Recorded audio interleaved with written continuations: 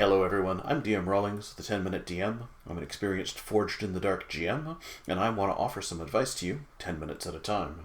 So today we're going to be talking about player principles. And let's start just by defining that. Player principles are guidelines that help us get the most out of our play experience. And they're important because they inform our decision making. They tell us things like how we should be trying to approach the game, or what kinds of things our characters should be doing or maybe not doing. And Candela Obscura is based on John Harper's Blades in the Dark, so I thought what we'd do is rummage through that game's pockets and look for some loose change and see if there's anything there that they might be able to teach us. Starting off, embracing the Scoundrel's life. The Blades in the Dark setting of Duskfall is a haunted, sunless place. You're down on your luck criminals, you're always being pursued by the law or by rivals, and it's just a little bit of a downer. But the game wants you to embrace that downtrodden scoundrel life. Whereas in Candela Obscura, things are much more optimistic. But there are still things we can learn here. As a member of Candela Obscura, you're not scoundrels, but you are part of an order of occult investigators with a mandate to protect people from supernatural harm and secure items of paranormal power. And as such, there's a lot that comes from being part of that organization. You should have pet theories about what's happening in the world. You should have interests in supernatural things. You should be driving really hard towards your illumination keys. And just in general, in Forged in the Dark, the game will really reward players who proactively engage with the setting. So try to do that. Second one, go into danger, fall in love with trouble.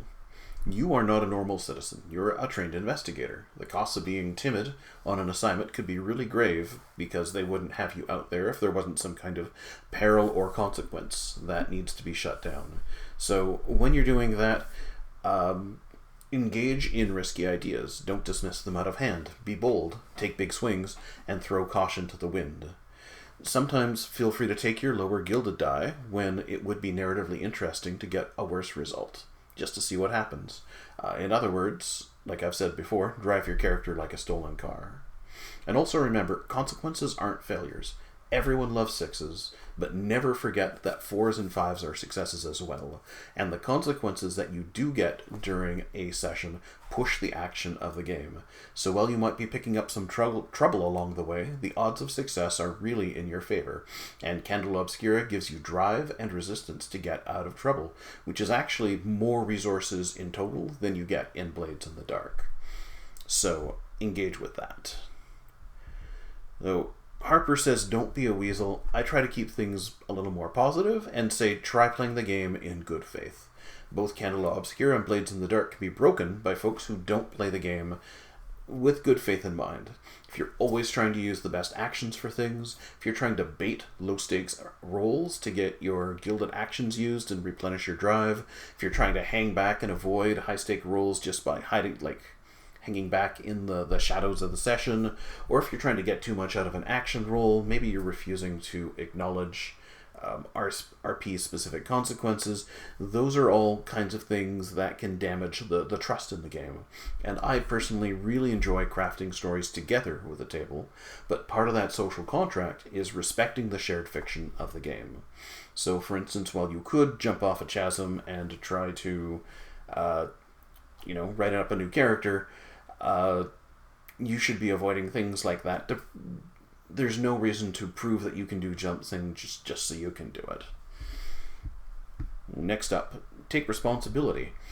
I'll just quote from the book. In Blades, every participant is responsible for the tone, style, and themes of the game, not just the GM. So when playing Candela Obscura, you're actually a co-author, and you can kind of imagine this as if it was a writer's room. How you portray your character, the actions they take, really help reinforce the vibes. And if you're making an effort to describe the world and bring that to life, then everyone is getting a better experience from that game.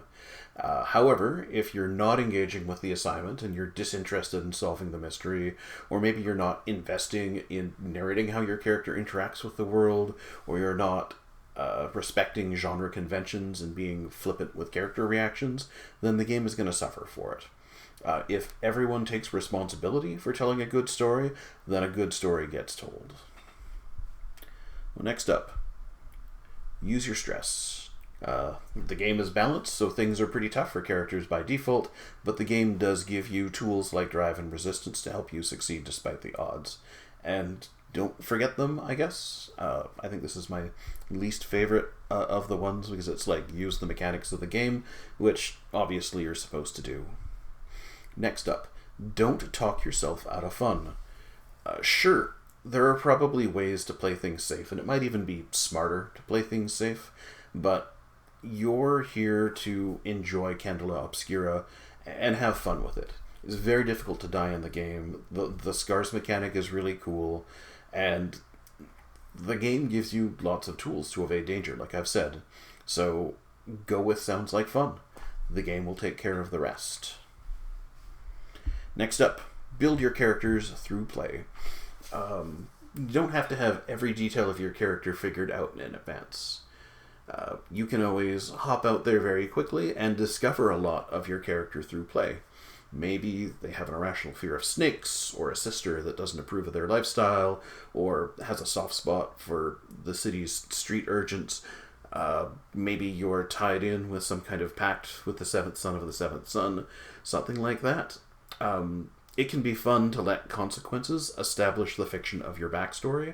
And remember, you're not beholden to, like if you wrote a 5-page background, you're not beholden to that background until that off-camera information makes its way onto camera.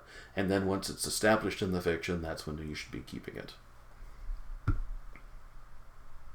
So act now, plan later.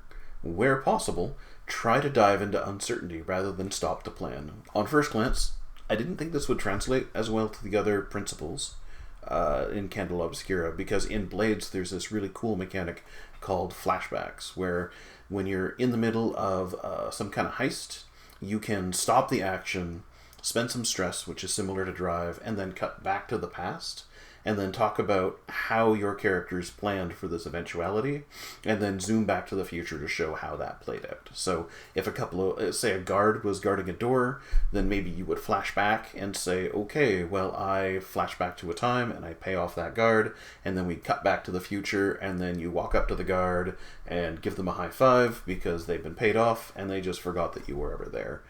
Really cool mechanic, but Candela Obscura doesn't seem to have that, at least it's not in the quick start. However, in the game, there is one other factor that I think makes this principle apply just as well, if not better. And that is that on the assignment itself, when you're in it, there's looming danger. If you don't act with some kind of speed, then other characters, NPCs' lives, or maybe the Veil itself might be at risk. So stopping to think through every permutation is just not the right call. You need to launch yourself into danger in order to get what you need. And again, if you switch things over and you think about, like, what does the TV show version of this look like? When have you ever seen a character witness some kind of strange anomaly and just stay out there and start calculating the very best way to do things? That is not good screenplay, so throw caution to the wind and favor fun. So in conclusion here, I think there's a lot that we can learn from Blades in the Dark's player principles. If the whole table takes these to heart, your Candela Obscura games will be a lot better for it. I've been DM Rawlings, the 10-Minute DM, and if you like what you see here, please do me a favor and hit subscribe. Thank you very much.